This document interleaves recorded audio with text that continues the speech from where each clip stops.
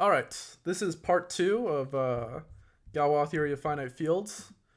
Quickly, where I left off is I quickly hand waved my way all the way through finite dimensional Galois theory. Then I talked about splitting fields, and we got the huge result that every single finite field is up to isomorphism determined by its size. And we got the result that any extensions of two finite fields is Galois because they're all given by splitting fields. And splitting fields are Galois. And so now we're going to talk about the algebraic closure of FP bar. And then we're going to talk about what the actual symmetries are. Because in the previous one, I'm talking in these hypotheticals about, supposedly these field symmetries actually exist. So what do they look like? Why do they matter? And so let's talk about that. The tower of fields of FP bar. So we start with this, math BP F underscore P. And the question is, what is the algebraic closure? Now, an algebraic closure basically means that for every single polynomial f, this is how we write the set of polynomials, fp of x, that we can find a field extension, which we'll call fp bar, such that every single polynomial f splits in here. And the way we actually do this is that we can form this sort of tower of field extensions. You might have to be a little careful that things commute, but this is something that you can do. By commute, I mean, so here we would take this and we take this construction where we adjoin, let's work in terms of things we've already talked about. We take its equivalent. We take the splitting field of f over fp. So we just adjoin all the roots of this. And this f can be any polynomial, but the splitting field, there's only finitely many roots, and the degree of every root will actually be bounded by the degree of the polynomial. And so this will be a finite dimensional extension. And because it's a finite dimensional extension, it will be a finite field. So this will be FQ for something. And so, among other things, we already know what this field will look like. It'll look like FQ for some Q.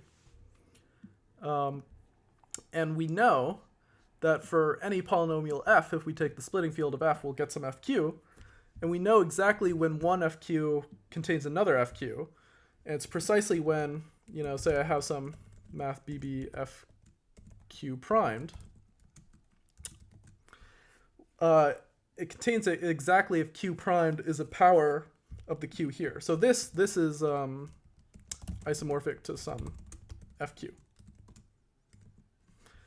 And so how do we think of and make the algebraic closure? Well, informally, I'm sort of saying this is how you think about it. You can just add all of these splitting fields, like f, p squared, and then you can add in, say, f p cubed, etc. You're just adding in these extensions, and then you want to take the composita of these extensions. So we extend here, and we can take a compositum where we get math BB f p to the sixth, and we can take we can go further down here. We can split another polynomial, and we'll get, this is the containments that you can form for all of these fields. And essentially, now this is very hand wavy, but you can choose isomorphisms and make this work. Essentially, you can just keep doing this process. You can keep making bigger and bigger fields and more field extensions. And given any two field extensions, you can take a compositum field extension, and we know what that compositive, luckily we know what that compositive field extension will look like. Basically because we can do counting. So the composita between 6 and 4 will be 12. And if we do this infinitely many times, going up and up and up, at some point, any polynomial in F will split, because the splitting field of any polynomial will be of the form FQ. And so every single Q will exist in this tower of fields. And when we take the union, and we basically define FP bar as this union, it's like a type of colimit if you want to get into those details. FP bar will be the algebraic closure, because we know that given any polynomial that we wanted to split, in forming our algebraic closure, it has to appear in one of these FQs, and it will split in that FQ. So this is a little hand wavy, but I think it'll become more understandable, this picture, when I actually talk about the symmetries, because the other lesson here is that every single extension here is Galois. Even the extension FP bar all the way to FP is Galois, even though I haven't defined Galois extensions for infinite dimensional extensions. But it is, which is nice. So let's actually talk about symmetries. Let's find a symmetry. Like, please God, where is the symmetry? Is the symmetry in the room with us now? We'll start instead by looking at this. The simplest we can do, p squared over p. Cool. Okay. So this can be done by splitting or taking the root of a quadratic polynomial. I'm going to do a video on computing with finite fields, and when I do a video on computing with finite fields, you'll see much more concrete examples of finite fields with this, rather than sort of abstractly, because I can abstractly refer to it because of the theorem that a finite field's isomorphism class is determined by its size. So I can just refer to it by the size. But that's like, how would I say, it's kind of unsatisfying. Because, like, there's a finite field of that size, but how do I work with it? What are its elements? What are all the things? And when I do the computational video, you'll see how to work with that. You'll see how to work with what's called Galois fields, and it's often written as a GFQ. But that's like 4 videos away, so you'll have to wait up for that, unless you're seeing this way in the future. All right, so let's find an element of this. Symmetry. Again, we're looking for a symmetry. FBBF. P squared. Between this and... let's do this. Between these two guys. Over this. Let's find a symmetry. Well, one symmetry is always going to be easy. You can take the identity, the function where you do nothing. But another symmetry is pretty interesting. The other symmetry, there's only 2 symmetries because the dimension is 2, is the Frobenius morphism, Frob-P. And Frob-P of x is just equal to x to the p. And you're like, how the hell is this a field morphism? Well, let's check the first thing. This first thing, that works out. This second thing is a little suspect. X plus y to the p equals x to the p plus y to the p. I feel like, I don't know, half of high school is devoted to saying, hey, this is not true, or half of middle school, whatever they do. You can't do this. It would be lovely to do this, but you can't. But modulo p in the wonderful world of finite fields and positive characteristic, you can do this. And here's why. The binomial theorem still holds. So we take x plus y to the p. And let's do the binomial theorem. Well, what is it? It just says sum underscore, k equals 0 to n, or to p, because that's our power. Let's do this display style so it looks a little better. Oh, yeah. And then these binomial coefficients of p choose k times x to the k, y to the p minus k. Okay, cool. Now, some of these terms we already know. We know p choose 0 equals 1, and we know p choose p equals 1. And that's exactly these two terms. That's this term here, and this term's here. So what I want to argue is that this holds modulo p. That, why is this being difficult? This, the binomial coefficient, is equal to 0 for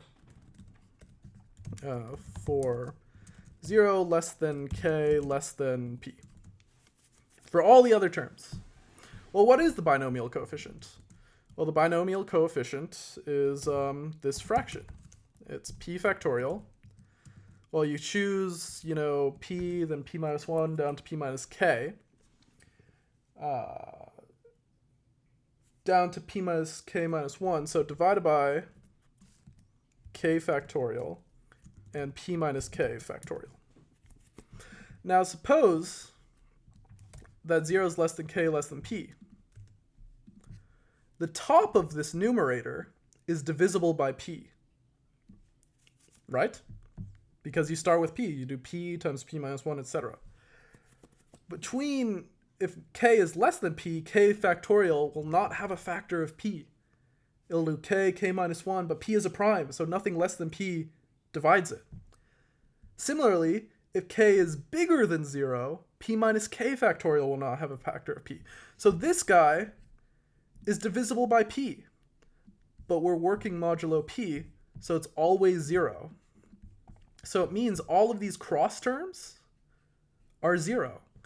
And we get the crazy result that this is equal to x to the p plus y to the p.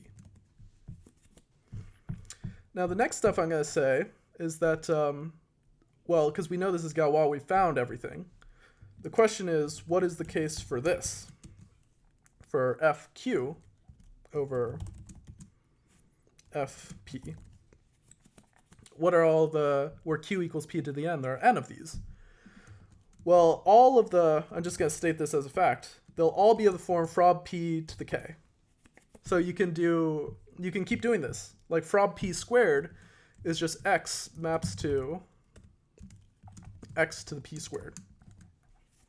And so on and so on. And you can even do this for these extensions, fq primed, q prime, and you can keep going. The story's the same. It's not, there's no twists over math bbfq.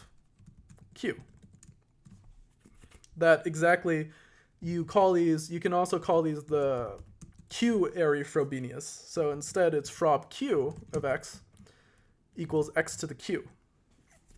And the powers of it will generate all of the symmetries. And so essentially all these symmetries in the finite field case, the Galois group, is very simple. It's just given by raising to the power p and then doing it again and again and again.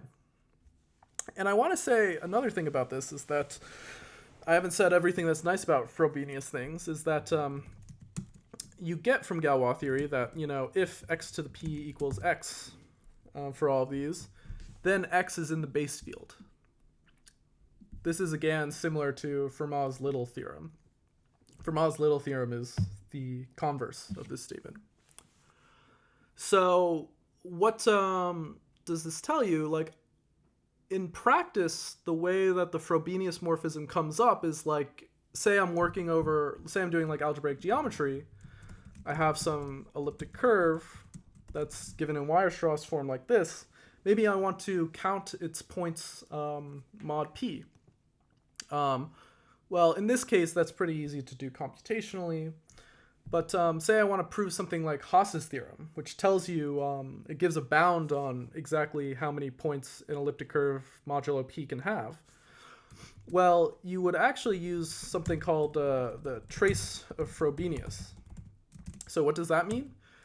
Well, if I'm working on this elliptic curve mod p, I can have a point x comma y, and I can map that to the point x to the p comma y to the p, and I'll still be on the same elliptic curve. This will be an algebraic map modulo p. And the fixed points of this morphism will be exactly the p rational points. And using that fact, this is sort of the same thing that, like, if I conjugate a complex number and I get itself back, it's a real number. And using this fact in a similar way, we can use the fact that this is the only, the p Frobenius is the only thing you need to care about to be able to count the number of points mod p. And if you want to go to the number of points on the elliptic curve over a finite field of order q, you do the same thing, but you replace the p with q. And so the point of the trace of Frobenius is that for any Galois extension of finite fields, the symmetries are very simple. That if it's fq primed over fq, the symmetries are given by raising all the elements to the power q, or q squared, or q cubed until you reach q prime. And so if you're over fp, everything is generated by the Frobenius elements frob p. And even it generates, for the infinite extension, it topologically generates, so it doesn't literally algebraically generates, but morally, I would say, it generates all the symmetries of this, and of this field as well. And you can sort of see with the symmetries where you get that symmetries here restrict to symmetries here.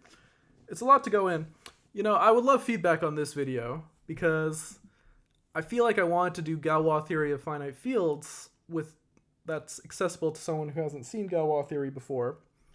But maybe I did not quite achieve that, because maybe it's too hard to just run through Galois theory and then do it for finite fields. But maybe if you're someone watching this to review, I want to just get to the few punchlines. You don't have to worry about normality and separability for finite fields. Every single extension between two finite fields is normal, is separable, is Galois. The symmetries are very simple. The symmetries are powers of the Frobenius morphism, and the Frobenius morphism is very useful when you're working over, say, algebraic varieties over characteristic P. This tower of fields, we know one field contains another exactly when basically the dimension count allows it. If a power of this size is equal to a power of something bigger than it, then you can give this containment, and the union of all of these will be the algebraic closure. That every single splitting field, because it will have to be shape FQ, it will appear in this union. And the rest is me blabbing about Galois theory too much in the previous video. But anyways, I should wrap up because I have been yapping for far too long. Hopefully this was useful to someone, but if it wasn't useful or if it was confusing, I would actually love to hear about that. Or maybe you think it was good. Because if it was confusing or parts are confusing, I want this to be more understandable. I want these videos to be useful, so let me know.